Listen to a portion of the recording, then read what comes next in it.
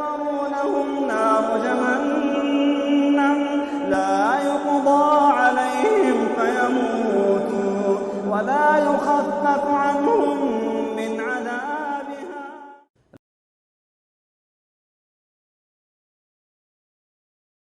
الحمد لله والصلاة والسلام على رسول الله وعلى آله وصحبه أجمعين. أما بعد، فأعوذ بالله من الشيطان الرجيم. بسم الله الرحمن الرحيم. وما ينطق عن الهوى إن هو إلا وحي يوحى. محترم و مکرم حاضرین مجلس،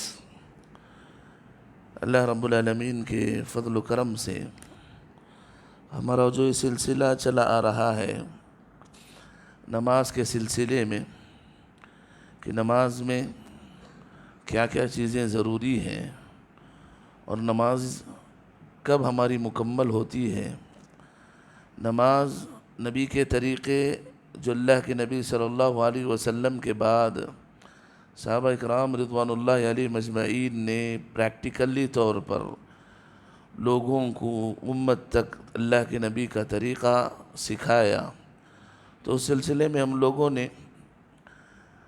شروط سارے سیکھے، معلوم کیے، اور اس کے بعد ہم نے ارکان کی طرف رخ کیا۔ ارکان میں سے قیام جو کہ پہلا رکن ہے، تو اس کو ہم نے کچھ تفصیل سے سنا، اور اس کے بعد دوسرا رکن تکبیر تحریمہ، یعنی اللہ اکبر بول کے نماز میں داخل ہونا، یہ بھی رکن ہے۔ اس کے بارے میں ہم سن رہے تھے، یہ بھی رکن ہے۔ اور اسی سلسلے میں ہم نے یہ بھی سنا کہ رفع الیدین، نماز میں ہاتھوں کو اٹھانا، تو اس سلسلے میں 4 جگہ جہاں پر اللہ کے نبی صلی اللہ علیہ وسلم سے ثابت ہے۔ تو گزشتہ درس میں ہم نے مکمل طور پر پورے احادیث کے حوالے سے صحیح بخاری میں صفحہ نمبر کے ساتھ، حدیث نمبر کے ساتھ ہم نے احادیث سنائی، اور اسی طرح صحیح مسلم میں اور دیگر کتب کے حوالے دے کر ہم نے یہ بتایا کہ اللہ کے نبی صلی اللہ علیہ وسلم کا ایک لازمی عمل، ایسا نہیں کہ اللہ کے نبی صلی اللہ علیہ وسلم کر رہے تھے پھر چھوڑ دیے، نہیں، میں نے بتایا کہ یہ روایتیں، یہ احادیث، یہ اللہ کے نبی صلی اللہ علیہ وسلم کا رفع الیدین کا عمل کرنا تواتر کے ساتھ روایت ہے۔ میں نے تواتر کی تعریف بھی کی، یہ ایسے اتنے لوگوں کا حدیث بیان کرنا، ہر طبقے میں، تابعین کے، تبع تابعین کے، صحابہ کے، ہر طبقے میں، امام بخاری تک، ہر طبقے میں اتنے لوگوں کا اس حدیث کو بیان کر دینا کہ اس میں جھوٹ کا شبہ بھی نہ ہو۔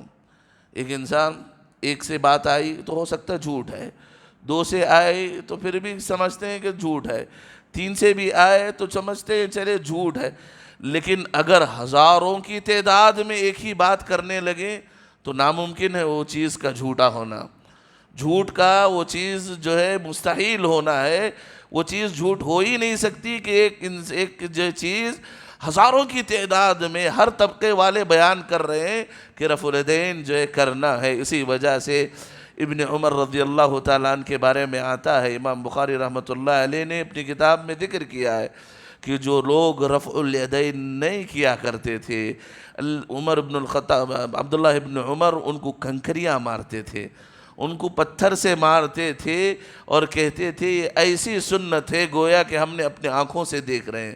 اتنی روایتیں ہمارے سامنے، اگر انسان جو ہے پھر بھی نہ کرے تو وہ پتھریں کھانے کے لائق ہے۔ کیا ہے؟ وہ پتھریں کھانے کے ہی لائق ہے۔ تو ماشاءاللہ اس پر باقاعدہ علماء اکرام، خاص طور پر امام بخاری رحمۃ اللہ علیہ، امام نووی رحمۃ اللہ علیہ، بڑے ائمہ اکرام نے مستقل کتابیں لکھی، مسئلے نہیں لکھے، مسئلے نہیں بیان کیے، بلکہ مستقل کتابیں بیٹھ کر لکھی کہ اللہ کے نبی صلی اللہ علیہ وسلم سے رفع الیدین ثابت ہے۔ تو ہم نے کچھ چیزیں سنی، تو آج ہم لوگ جو رفع الیدین نہیں کرتے، بڑا طبقہ ہے جو رفع الیدین نہیں کرتے، ان کے کیا دلائل ہیں، وہ کیوں نہیں کرتے؟ تو آئیے سب سے پہلے صحیح مسلم کی روایت ہے۔ لوگ دلیل سے، لوگ جو ہے حوالے سے دھوکہ کھاتے ہیں، کہتے ہیں دیکھیں بخاری میں بھی ہے، لوگ کہتے ہیں، ایک بدعتی کو بھی دیکھیں، وسیلہ جائز ہے، وہ بولتا ہے یا ایھا الذین آمنوا استعینوا بالصبر والصلاۃ، دلیل قرآن سے دیتا ہے۔ بدعتی، قبوری جو ہے، قبروں کے پاس سجدہ کرنے والا، ضروری نہیں کہ وہ جو دلیل لے رہا ہے وہ استدلال میں صحیح ہو، وہ کس وجہ سے استدلال کر رہا ہے، کیا وہ آیت کو ویسے ہی سمجھا جیسے کہ نبی نے سمجھا، یا صحابہ نے جیسے اس آیت کو حدیث کو سمجھا، کیا ویسے وہ سمجھا؟ تو اس کی طرف ہمیں دیکھنا ضروری ہے۔ تو دیکھیے صحیح مسلم کی روایت ہے، ہمیں پتہ ہے قرآن کے بعد سب سے زیادہ جو ہے پروف والی کتابیں اگر کوئی ہے دنیا میں تو بخاری اور مسلم۔ اگر قرآن کے بعد اگر کوئی کہے صحیح بخاری میں موجود ہے اور واقعی میں وہ موجود ہے تو ہمیں آنکھ بند کر ماننا ہے۔ لوگوں نے، ائمہ نے، علماء نے اسے درجہ دیا ہے کہ اس میں موجود احادیث قابل عمل ہے، قابل حجت ہے۔ اور سب سے افضل کون سی ہے؟ جب دونوں ایک جگہ جمع ہو گئے۔ کون سے؟ بخاری اور مسلم۔ قرآن کے بعد سب سے افضل حوالہ کیا ہے؟ یہ قرآن ہے، لیجئے بھائی، ذالک الکتاب لا ریب فیہ، کوئی شک نہیں۔ دوسرا صحیح بخاری اور صحیح مسلم، دونوں میں حدیث پایا جانا، سمجھ رہے کہ نہیں؟ اور تیسرا مقام صحیح بخاری میں صرف پایا جانا، چوتھا صحیح مسلم میں پایا جانا۔ تو اس طرح جو ہے علماء نے جو ہے تدریج باتیں ہوئے ہیں کہ احادیث پر عمل کرنے کے طریقے ہیں۔ تو صحیح مسلم کی روایت ہے، جابر بن سمرہ رضی اللہ عنہ کہتے ہیں خرج علینا رسول اللہ صلی اللہ علیہ وسلم فقال ما لی اراکم رافعی ایدیکم کأنها اذناب خیل شمس۔ اللہ کے نبی صلی اللہ علیہ وسلم، جابر بن سمرہ کہتے ہیں صحابی، اللہ کے نبی صلی اللہ علیہ وسلم ہم لوگوں کے درمیان آئے، ہم لوگوں کو دیکھا کہ ہم لوگ نماز میں ہاتھیں اٹھا رہے ہیں۔ اس حدیث کا ٹکڑا یہی ہے، ہم لوگ نماز میں ہاتھوں کو اٹھا رہے تھے۔ تو اللہ کے نبی نے صلی اللہ علیہ وسلم نے فرمایا کہ تم ہاتھوں کو کیوں اٹھا رہے ہو؟ گویا تم شریر گھوڑوں کی دموں کی دم جیسے ہلتے ہو، ویسے تم اپنے ہاتھوں کو ہلا رہے ہو۔ لہذا اللہ کے نبی نے فرمایا تم نماز میں سکونت اختیار کرو، سکون کے ساتھ نماز پڑھو۔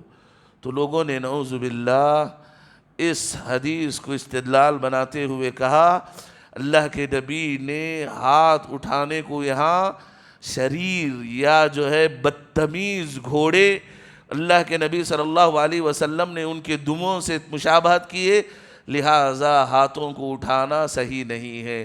صحیح بخاری کی روایت حدیث نمبر 430 حدیث ہے۔ سبحان اللہ۔ دیکھیے جیسا کہ میں نے کہا یہ زندگی کا اصول بنائیں، ہم اپنی زندگی کا کیا ہے؟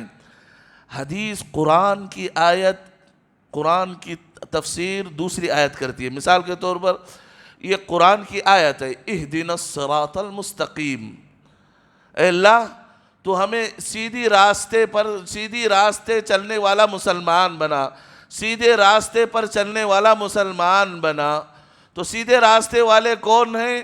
تو اللہ رب العالمین نے تفسیر کرتے ہوئے اپوزٹ چیز بتائی، یہ یہود و نصارہ سیدھے راستے پر نہیں تھے، ان لوگوں کے علاوہ ہٹ کر جو بھی راستہ ہوگا وہ سیدھے راستہ ہوگا۔ اہدنا الصراط المستقیم صراط الذین انعمت علیہم، سیدھے راستے والے کون ہیں؟ کہا اے وہ لوگ ہیں جس پر تو نے انعام کیا، جس پر تو نے انعام کیا، اور ان لوگوں کے راستے مت چلا جس پر تو نے غیر المغضوب علیہم، تیرا غضب نازل ہوا اور ضالین میں سے، گمراہ میں سے ہیں۔ تو قرآن کی آیت، اس کی تفسیر خود قرآن کی دوسری آیت کرتی ہے، سمجھ رہے کہ نہیں؟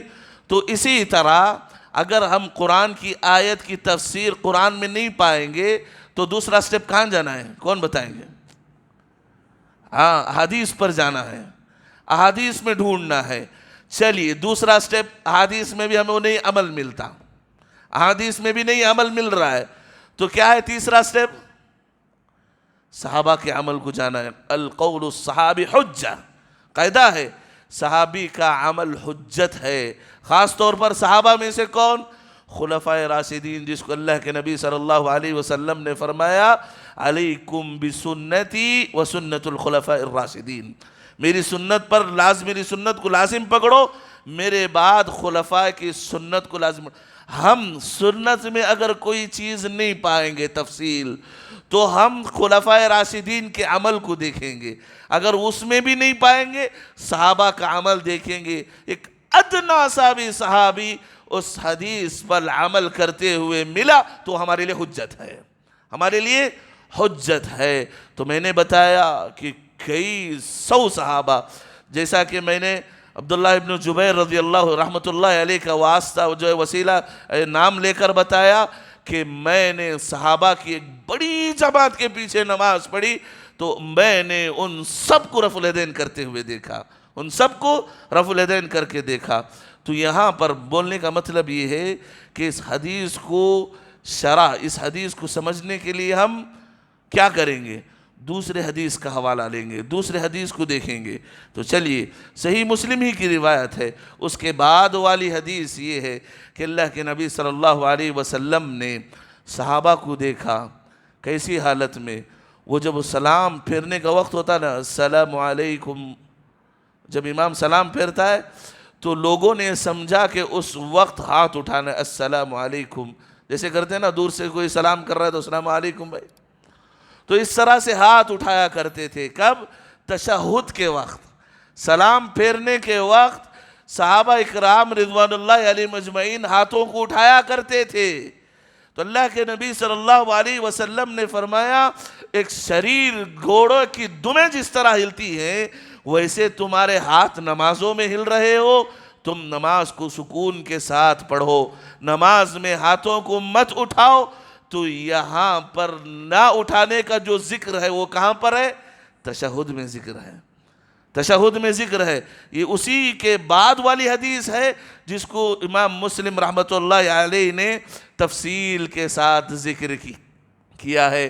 اس کے علاوہ امام نووی رحمۃ اللہ علیہ، ابو داود، امام شافعی، امام نسائی، امام طحاوی، امام بیہقی رحمۃ اللہ علیہ نے اپنی کتابوں میں اس حدیث سے پہلے باب باندھا ہے۔ کیا ہے؟ باب السلام فی الصلاۃ، باب السلام فی الصلاۃ، تشہد میں یا سلام کیسے پھیریں گے، تو اس کے لیے اس حدیث کو ذکر کرنے سے پہلے باب ٹائٹل باندھا ہے۔ تو مطلب یہ کہ یہ جو حدیث رفع الیدین کی جو استدلال کرتے ہیں، جو اللہ کے نبی نے کہا نہیں کرنا ہے، تم جو ہے شریر گھوڑوں کی طرح تم دم ہلانا نہیں ہے، تو یہ تشہد میں ہے۔ اللہ کے نبی نے روک دیا تو صحابہ رک گئے، صحابہ رک گئے کسی صحابی سے۔ اس کے بعد یہ منقول نہیں کہ وہ سلام کے وقت اللہ کے نبی کے کہنے کے باوجود بھی ہاتھ اٹھاتے تھے۔ دیکھیے حافظ ابن حجر رحمۃ اللہ علیہ کہتے ہیں جابر ابن سمرہ کی یہ حدیث تشہد کے وقت جو رفع ہاتھ اٹھاتے تھے اس پر منع کی اللہ کے نبی صلی اللہ علیہ وسلم نے۔ امام بخاری رحمۃ اللہ علیہ اپنی کتاب جزء رفع الیدین میں کہتے ہیں یہ بات مشہور ہے، عام سی بات مشہور ہے، سب کے پاس اتفاق کے ساتھ یہ مشہور ہے کہ جو منع ہے یہ اللہ کے نبی نے جو روکا ہے کب ہے؟ تشہد کے وقت ہے، نہ کہ رفع الیدین رکوع سے پہلے، رکوع کے بعد، یا پہلے تشہد سے اٹھنے کے بعد۔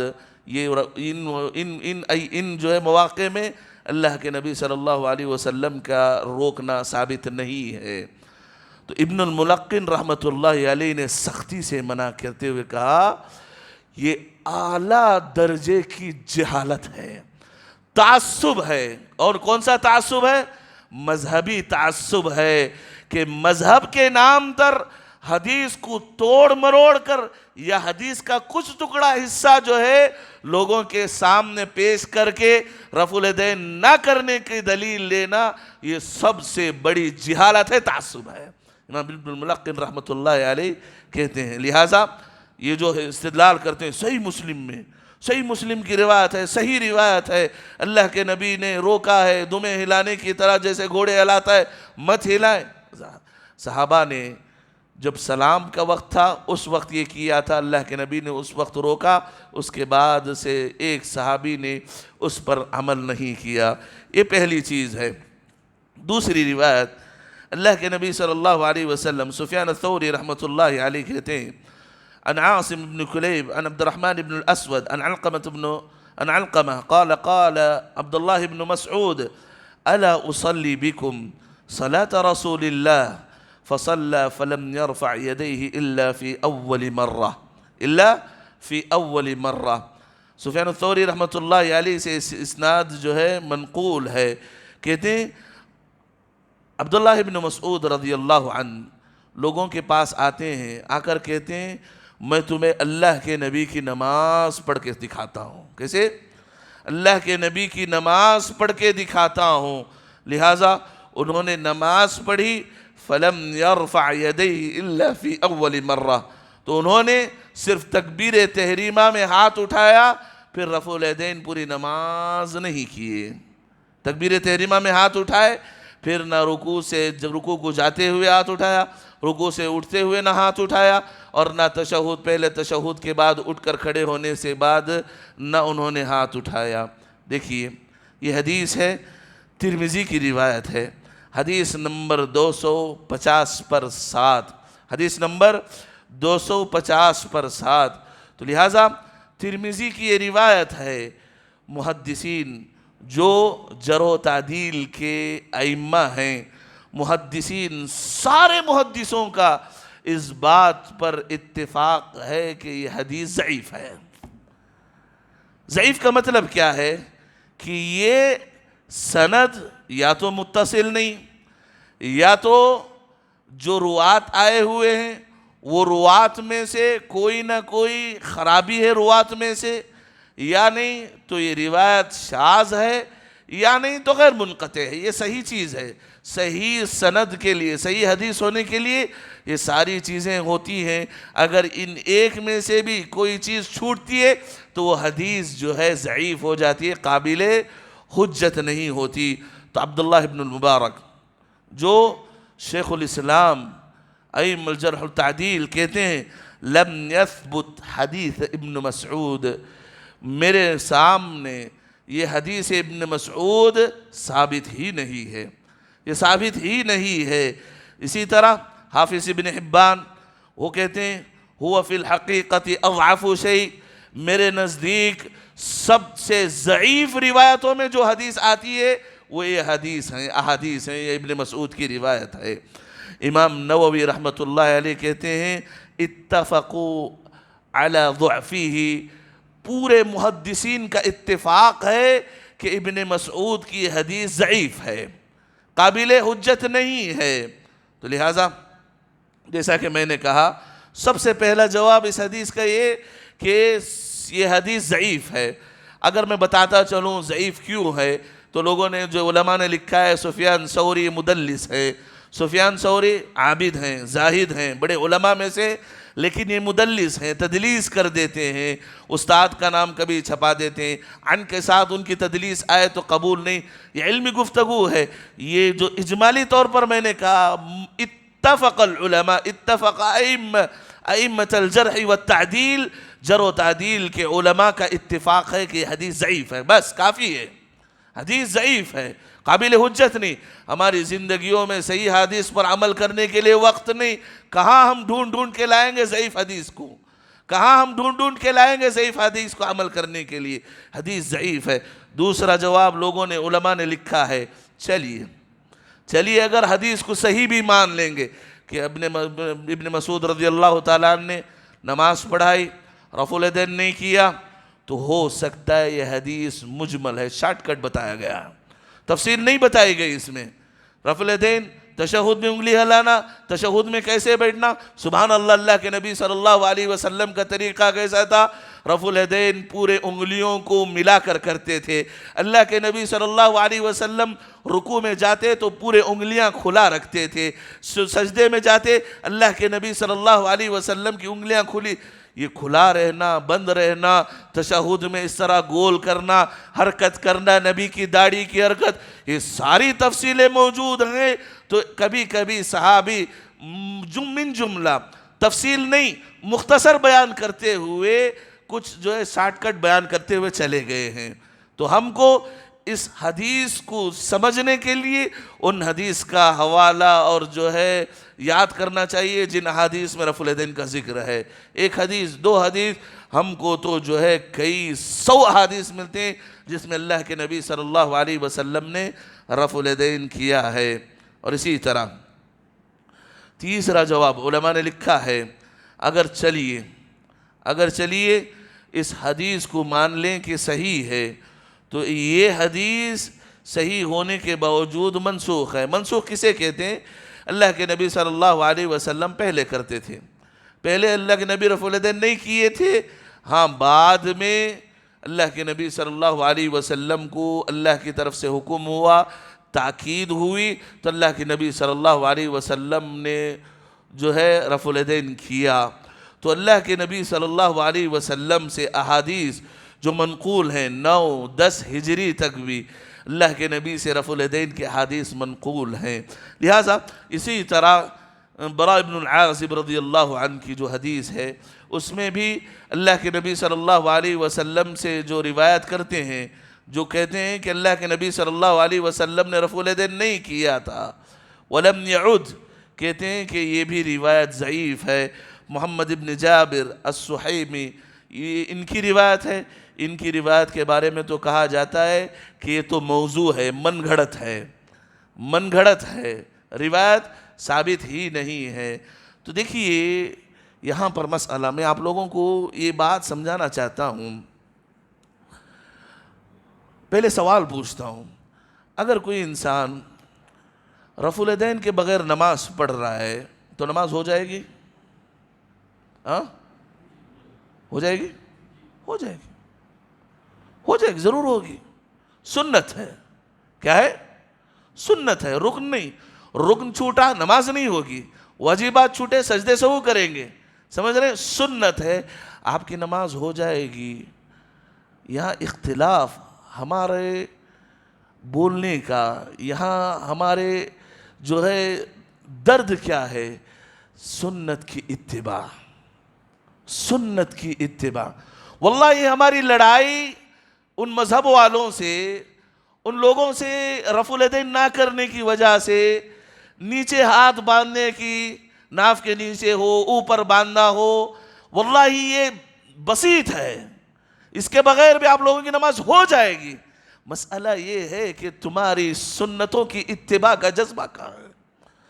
تم نے نبی کا جب کلمہ پڑھا ہے تو جب نبی کی محبت کے دعوے دار ہو تو تمہاری محبت کہاں گئی کہ نبی نے ایک حرکت کی، نبی نے ایک حرکت کی، ہم تک پہنچایا گیا، تو ان عمل کو، ان سنتوں کو ہماری زندگی میں لائیں۔ جیسا کہ میں نے گزشتہ بار کہا، واللہ جس کے زندگی میں نبی کی محبت جیسی ہوگی، اس کے لیل و نہار میں، اس کی نماز میں نبی کی سنتیں نظر آئیں گی، نبی کی محبت جیسے ہوگی۔ واللہ عبداللہ ابن عمر رضی اللہ عنہ، سالم ان کے بیٹے کہتے ہیں، اللہ کے نبی نے کہا تھا ایک مرتبہ، ابن عمر موجود تھے، ابن عمر مسجد نبوی کے پورے دروازے سے اس وقت آتے جاتے تھے، پورے دروازے سے آتے جاتے تھے ابن عمر۔ اللہ کے نبی نے کہا کیا ہی بہتر ہوتا، خواہش ظاہر کی، اللہ کے نبی نے خواہش ظاہر کی، کہا کیا ہی بہتر ہوگا کہ وہ جو آخری دروازہ ہے وہ عورتوں کے لیے چھوڑ دیا جائے، عورتوں کے لیے چھوڑ دیا جائے۔ سالم کہتے ہیں عبداللہ ابن عمر کے بیٹے، واللہ اللہ کی قسم جب سے میرے ابا جان نے حدیث سنی مرتے دم تک اس دروازے سے کبھی داخل نہیں ہوئے۔ یہ سنت ہے بھئی، سنت ہوگی، آپ کی نماز نہیں ہوگی، بات کی بات ہے۔ آپ عمل کر رہے نہیں کر رہے یہ آپ کے ایمان جذب ایمان کی بات ہے، لیکن آپ کی محبت کہاں تک پہنچ رہی ہے۔ ابن عمر رضی اللہ تعالیٰ عنہ کے بارے میں آتا ہے، جب حدیث آئی ان کو معلوم نہیں تھا کہ جنازے کی نماز جب پڑھیں گے تو صرف جنازے کی نماز اگر پڑھا جائے تو ایک قرات ثواب ہے، ایک قرات۔ تو کہا گیا ایک قرات کیا ہے؟ مثل جبل احد، ایک قرات صدقے کا ثواب ہے صرف جنازے کی نماز پڑھنا۔ تو ابن عمر کو یہ حدیث معلوم تھی، ابن عمر کو یہ حدیث معلوم نہیں تھی کہ اگر جنازے کی نماز کے بعد جنازے کے ساتھ شریک ہو کر تدفین میں شریک ہوں گے تو اسے دو قرات ہیں، 2 پہاڑ کا ثواب ہے۔ جیسے ہی حدیث سنتے ہیں پریشان ہو جاتے ہیں، فوراً اپنے بیٹے کو بھیجتے ہیں سالم کو، فوراً سالم یا کسی دوسرے کو بھیجتے ہیں، جاؤ حضرت عائشہ سے پوچھ کر آؤ کیا یہ بات صحیح ہے۔ کہتے ہیں راوی حدیث سائل جب عائشہ کے گھر گیا رضی اللہ عنہ مجمعین پوچھنے کے لیے، ابن عمر پریشان ہیں، کنکریوں میں کھیل رہے ہیں، پریشانی کے حالت میں جیسے ہی وہ اندر سے جواب لے کر آتا ہے، اے ابن عمر ہاں جنازے کی نماز میں شریک ہونے سے 1 قرات، تدفین تک شریک ہونا 2 قرات، اور 2 قرات مثل جبل احد، احد کے پہاڑ کے برابر ثواب ہے۔ کنکریاں ہاتھ میں تھی، آنکھوں میں آنسو تھے، کنکریوں کو جو زمین پر دے مارا، کہا ضیعنا قراریت کثیرا، اے ابن عمر تجھ پر افسوس ہے، کتنے قرات تو نے ضائع کر دیے، تیری جہالت نے کتنے قرات، کتنے احد کے پہاڑ ضائع کر دیے۔ واللہ ابن عمر حج کو جا رہے تھے، لوگوں نے دیکھا یہ ایک جگہ سے گزرتے ہوئے ٹھوکر کھائی، لوگوں نے پوچھا اے عمر، ابن عمر جان بوجھ کر ٹھوکر کیوں کھا رہے ہو؟ نہیں واللہ میں نے نبی کو یہاں ٹھوکر کھاتے ہوئے دیکھا ہے، میں نے نبی کو یہاں ٹھوکر کھاتے ہوئے دیکھا ہے۔ صحابہ نے دیکھا عصر کی نماز میں، نماز کے حالت میں اللہ کے نبی نے چپل چھوڑ دیے، نماز کی حالت میں اللہ کے نبی نے چپل چھوڑ دیے، سلام پھیر کر کیا دیکھتے ہیں؟ نبی کے یہ سیدائی، نبی کے جان پر یہ جو ہے مر مٹنے والے صحابہ، سارے لوگوں کے پیروں سے چپل اترے ہوئے۔ پوچھا صحابہ سے کیوں اتارے ہو؟ صحابہ نے کہا اللہ کے نبی سبب نہیں جانتے، بس ہم نے آپ کو دیکھا ہے، بس ہم نے آپ کو دیکھا ہے۔ رفع الیدین کرنا، یعنی ہاتھ اوپر باندھنا، یہ بڑا مسئلہ نہیں ہے۔ ہم اپنی زندگیوں میں دیکھیں، ہمارے لیے نبی نے پتھریں کھائی، واللہ گھر میں چولہا نہیں جلتا تھا، گھر سے گئے، دنیا سے گئے تو قرض اپنی زندگی میں باقی تھا، واللہ بھوک سے تڑپتے ہوئے گئے، بخار سے تڑپتے ہوئے گئے، سر کا درد رکھ کر گئے۔ کیوں؟ اس لیے کہ ہم تک دین پہنچا جائے، صحیح سنتیں پہنچا جائے۔ واللہ صرف مذہب کے نام پر ہم نبی کی ان سنتوں کو چھوڑتے ہیں، واللہ اس سے بڑا ظالم کوئی نہیں ہو سکتا۔ ہاں اجتہاد ہے، آپ بڑے عالم ہیں، آپ ایک مرتبے پر پہنچے ہوئے، آپ پر کوئی بات دلائل کی روشنی میں سمجھ میں آ رہی ہے، ہاں آپ بیان کریں، اس لیے کہ آپ کو اجتہاد کی وجہ سے پھر بھی ثواب مل جاتا ہے۔ یاد رکھیں اگر صحیح احادیث کے آنے کے بعد آپ کتنے بڑے بھی مجتہد ہوں، کتنے بڑے بھی امام ہوں، واللہ آپ کی بات، آپ محترم ہیں، آپ بڑے ہیں، لیکن آپ سے بڑے اللہ کے نبی کی بات ہے، آپ سے بڑے اللہ کے نبی کا کلام ہے۔ اور اللہ کے نبی، میں نے کہا وَمَا يَنْتِقُ عَنِ الْهَوَىٰ، صرف ہوائی باتیں کہنے والے اللہ کے نبی نے نہیں، جب عرش والا زبان کھولنے کے لیے کہتا ہے اسی وقت وہ زبان کھولتے ہیں۔ دین کا حصہ ہے، نبی کے کلمات، نبی کے افعال جو دین، جو شریعت کا حصہ ہے، اس کو ہم ڈھونڈ ڈھونڈ کر کریں۔ واللہ یہ نہ سمجھیں کہ یہ سنت ہے چھوڑ دیں گے، یہ سنت ہے چھوڑ دیں گے، رکن ہے نا کریں گے، واجب کریں گے، نہیں۔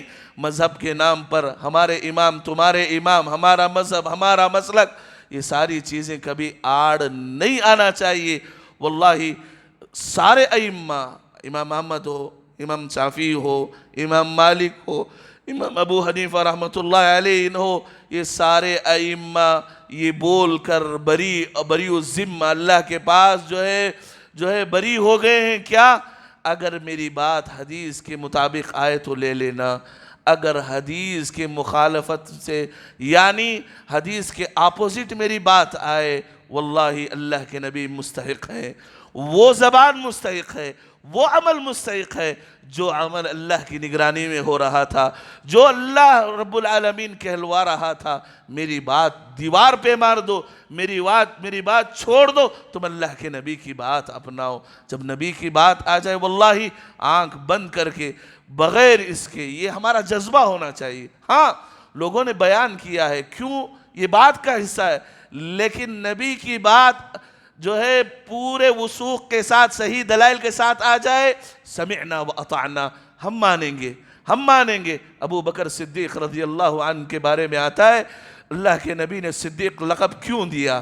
لوگوں نے کہا کہ اے ابو بکر بتاؤ، اگر کوئی انسان یہ کہے کہ راتوں رات وہ بیت المقدس گیا ہے، راتوں رات بیت المقدس سے آسمان سے پوری سیر جنت جہنم دیکھ کا ہے، مانو گے؟ ابو بکر نے کہا نہیں مانوں گا۔ کیا کہا ابو بکر نے؟ نہیں۔ کیوں؟ 1000 کلومیٹر مہینے گزر جاتے ہیں فلسطین جانے کے لیے، بیت المقدس کے لیے۔ کہا دیکھو تمہارا دوست محمد کہہ رہا ہے کہ وہ راتوں رات بیت الحرام سے بیت المقدس گئے، بیت المقدس سے آسمان گئے، آسمان کی پوری سیر کرے۔ ابو بکر کہتے ہیں اللہ کے نبی نے کہا میں واللہ اس بات پر ایمان لاتا ہوں، اگر نبی کے علاوہ کوئی اور کہتا واللہ ناممکن سی چیز ہے، اگر یہ نبی کہہ رہے ہیں تو اللہ کی قسم کہتا ہوں یہ سچائی پر مبنی ہے۔ اللہ کے نبی نے اس وقت صدیق کہا، یہ سچے انسان، سمجھ رہے ہیں نہیں؟ یہ ہمارا جذبہ ہونا چاہیے، ہم اپنے بچوں کو سکھائیں۔ یہ نہیں پوچھیں گے کیوں ہے یہ حدیث میں ایسا نہیں ہو سکتا، نہیں، حدیث آئی ہے ہمیں ماننا ہے۔ جیسے قرآن ہمارے سامنے حجت ہے، نبی کے سارے احادیث جو ثابت ہیں ہمارے لیے حجت ہیں۔ اللہ رب العالمین مجھے اور آپ کو نبی کی سنتوں کی اتباع نصیب فرمائے۔ دیکھیے یہ ہمارا ہی ممبر ہے، واللہ یہ امانت ہے، یہ چیزیں آپ کو دوسرے جگہوں پر نہیں ملیں گی۔ آپ دوسرے مذاہب مسلک والوں کے سامنے جائیں، آپ کو صرف فضائل ملیں گے، آپ کو پھر مناقب ملیں گے، آپ کو صرف جو ہے اللہ کے نبی کی تعریفیں فلاں ملیں گی۔ توحید اور سنت کی اتباع کی بات واللہ انہی سٹیجوں سے آپ کو ملے گی، اور یہی آپ کو جنت تک لے جائے گی۔ اللہ کے نبی کے سامنے کچھ لوگ حوض کوثر کے پاس لائے جائیں گے، حوض کوثر کے بعد فرشتے دھکے مار کر انہیں دور کر دیں گے اللہ کے نبی سے۔ کیا؟ دھکے مار کر دور کر دیں گے۔ اللہ کے نبی کہیں گے فرشتوں کی جماعت یہ میرا کلمہ پڑھنے والے ہیں، میرا کلمہ پڑھنے والے ہیں۔ فرشتے کہتے ہیں اللہ کے نبی آپ کو معلوم نہیں، آپ کا کلمہ پڑھ رہے تھے لیکن آپ کی اتباع نہیں کر رہے تھے، آپ کے بعد یہ بدعتوں میں مبتلا ہو گئے تھے۔ اس وقت نبی کہتے ہیں سحقن سحقن لمن غیر بعدی، دوری ہو، جو ایسے لوگوں سے دور ہو جو میرے بعد بدعتیں پیدا کیے، سنتوں کی اتباع نہیں کیے۔ یاد رکھیں واللہ اللہ سے ہم دعا کرتے ہیں، واللہ یہ مسجد میں جو اللہ کی بہترین جگہ ہے، اور ہم اللہ سے دل کی گہرائیوں سے اس کے سارے اسماء و صفات کا واسطہ دے کر پوچھتے ہیں یا اللہ تو ہمیں توحید پر جمائے رکھنا، مرتے دم تک توحید کی تحقیق کرتے ہوئے ہماری زندگی گزرے، ایک اللہ کی عبادت نصیب فرما۔ اے اللہ نبی کی سچی سنتیں ہماری زندگی میں عطا فرما یا رب۔ ان سنتوں کے بعد مرنے کے بعد ہم تیرے نبی کے ہاتھوں حوض کوثر سے پانی چاہتے ہیں، اے اللہ تو وہ ساری چیزیں ہمیں نصیب فرما۔ وآخر دعوانا ان الحمد للہ رب العالمین۔